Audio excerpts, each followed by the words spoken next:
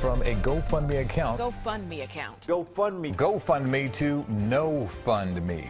GoFundMe started in San Diego in May of 2010. Since then, the site has raised more than $5 billion for more than 2 million individual campaigns. Perhaps that's your trio for Sochi. Like Emily Scott, she created a project to fund her trip to the 2014 Winter Olympics. The funds helped her to get to Sochi to represent the United States on the women's speed skating team. She raised more than $59,000.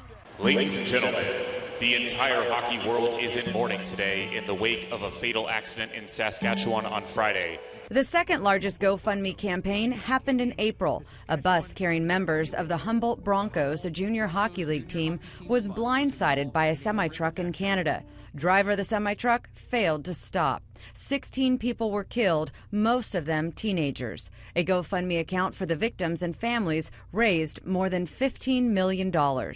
Miss McClure, where's the money? Where's the money for Johnny Bobbin? One GoFundMe campaign making national headlines is a case about a woman who ran out of gas on a New Jersey freeway. A homeless veteran gave the stranded driver $20. In return, she and her boyfriend started a GoFundMe account for the Good Samaritan, raising $400,000. This is now a legal battle because the homeless man says he was never given all the money. A criminal investigation is underway. The case in New Jersey is not the first time fraud has resulted from platforms like this one. In fact, these situations are becoming more common because experts say it's nearly impossible to monitor everyone online. It used to be we could defraud people by phone, by mail. Now we have this, huge thing called social media. And it just has opened up these wide doors for them, and there's almost no way to track it. And GoFundMe tries to, but they just can't do it. San Diego State business management lecturer and attorney Dr. Wendy Patrick says people need to do their research before they donate.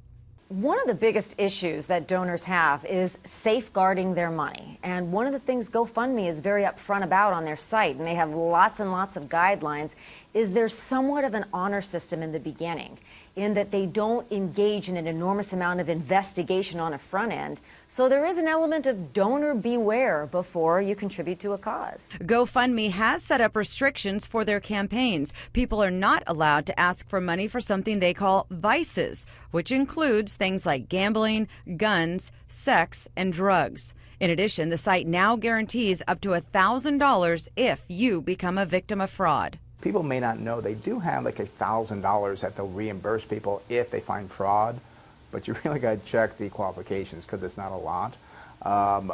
It's just so much going on, no one company can police it accurately. It's a digital tip jar that is passed around the world to give people an opportunity to donate to worthy causes. But again, the donors always have to worry that the causes they're choosing to celebrate, to donate to contribute to, are in fact what they say they are. And until the laws can catch up with the information superhighway, the #1 recommendation from the experts is online buyer beware. Ginger Jeffries, KUSI News. You hate for that to be the case because you want to help people, but it is good to be aware. You got to know. Sometimes you got to be on the lookout. Yeah. Well, right now on the streets every day, a new San Diego police division deals with the homeless and their impact on neighborhoods. But on Thursdays, the outreach ramps up because the officers are joined by service providers. KUSI's Ed Linderman has